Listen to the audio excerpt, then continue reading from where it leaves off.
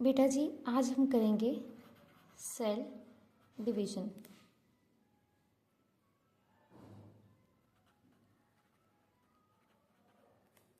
हमारे पास जो cell division है, ठीक है जी, ये एक ऐसा प्रोसेस है जिसमें सेल डिवाइड करता है। ये एक ऐसा प्रोसेस है जिसमें जो पेरेंट सेल है, पेरेंट सेल है, ये बेटा डिवाइड करता है to form daughter cell, right, daughter cell. इस प्रोसेस को हम क्या बोलते हैं? सेल की डिवीजन बोलते हैं, राइट। अब बेटा ये जो सेल की डिवीजन होती है, ये जो सेल की डिवीजन होती है ये दो प्रकार की होती है, ठीक है जी। ये दो टाइप्स की होती है। अगर मैं बोलूँगी सेल की जो डिवीजन होती है ये टू टाइप्स की होती है। कौन कौन सी टाइप की होती है बेटा? तो हम क्लियरली यहाँ पे देखेंगे। यस, जो सेल की डिवीजन है ये दो प्रकार की होती है। एक होती है हमारे पास माइटोसिस, एक होती है हमारे पास meiosis, right, mitosis and meiosis. ये हमारे पास दो तरह की सेल की डिवीजन होती है। अब ये जो सेल की डिवीजन होती है उसमें जो माइटोसिस है ना, उसको हम कहते हैं it is a division in which the parent cell, ठीक है, मान लीजिए ये पेरेंट सेल है, it will divide into two daughter cell. ये जो पेरेंट सेल है ये किस में डिवाइड होगा?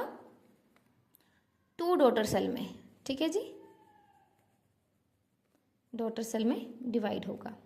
तो मान लीजिए पेरेंट सेल के पास अगर chromosome 2n is equal to 46 है, तो इसमें भी 2n इज इक्वल टू 46 रहेंगे, इसमें भी 2n इज इक्वल टू 46 रहेंगे।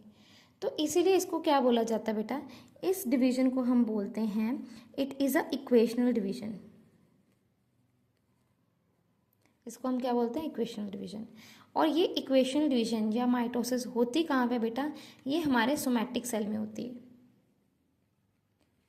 हमारी बॉडी के जितने भी सेल हैं उनको हम सोमैटिक सेल बोलते हैं, एक्सेप्ट द गेमेटिक सेल। जो हमारा ओवा होता है, ओवम या एग बोल लो या फिर आप बोलो स्पर्म, उनको छोड़ के बाकी क्या होते हैं? हमारे पास सोमैटिक सेल्स होते हैं। अब बेटा अगर हम मियोसिस की बात करें, मियोसिस में क्या है? मियोसिस में क्या है आपको यहाँ पे क्लियरली दिखेगा। मियोसिस में क्या होता है? एक पेरेंट सेल होता है, पहले में दो में डिवाइड होता है, फिर उसके बाद ये दो जो आगे दो होते हैं वो आगे दो में डिवाइड हो जाते हैं, ठीक है। पेरेंट सेल के आगे पेरेंट सेल में अगर 2n इक्वल टू 46 है तो डॉटर सेल में क्या हो जाएगा? एक तो 4 डॉटर सेल होते हैं, पहले तो ये लिख दो, यही डिफरेंस है। इसमें 2 डॉटर सेल थे, इसमें क्या होते हैं? 4 डॉटर सेल होते हैं, इसमें 4 डॉटर सेल होते हैं। इसमें n इज इक्वल टू 23 हो जाता है। सभी क्या हो जाते हैं? n is equal to 23, n is equal to 23, n is equal to 23, ठीक है जी। तो अगर आप देखेंगे पेरेंट का नंबर 46 था, बच्चे का नंबर क्या है? 43, सॉरी, पेरेंट का क्या था? क्रोमोसोम नंबर 46, बच्चे का कितना रह गया? 23। मतलब कि 46 को अगर हम 2 से डिवाइड करें तभी हमारे पास 23 आता है, मतलब कम है। पेरेंट के क्रोमोसोम से बच्चे का क्रोमोसोम कम हुआ, इसलिए इसको क्या बोला जाता है बेटा? इस डिवीजन को हम बोलते हैं, इसको इक्वेशन बोलते थे, तो इसको क्या बोलेंगे? Reductional division, reductional division. और ये हमारे गेमेट्स में होती है।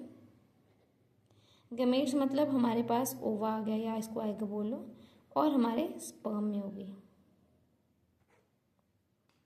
Right. So this is all about the cell division. फिर से इसको एक बार रिवाइज करते हैं। अगर हम इसको फिर से रिवाइज करें तो बड़े ध्यान से देखना बेटा जी। सेल डिवीजन एक प्रोसेस है, सेल डिवीजन एक प्रोसेस है जिसमें पेरेंट सेल किस में डिवाइड हो रहा है? डॉटर सेल में। ये आगे दो तरह की होती है, माइटोसिस और मियोसिस। माइटोसिस में जो पेरेंट सेल है वह 2 डॉटर सेल में कन्वर्ट हो रहा है, मियोसिस में जो पेरेंट सेल है वो 4 डॉटर सेल में कन्वर्ट हो रहा है। माइटोसिस में इक्वेशनल डिवीजन कहते हैं क्योंकि number of chromosome remain same.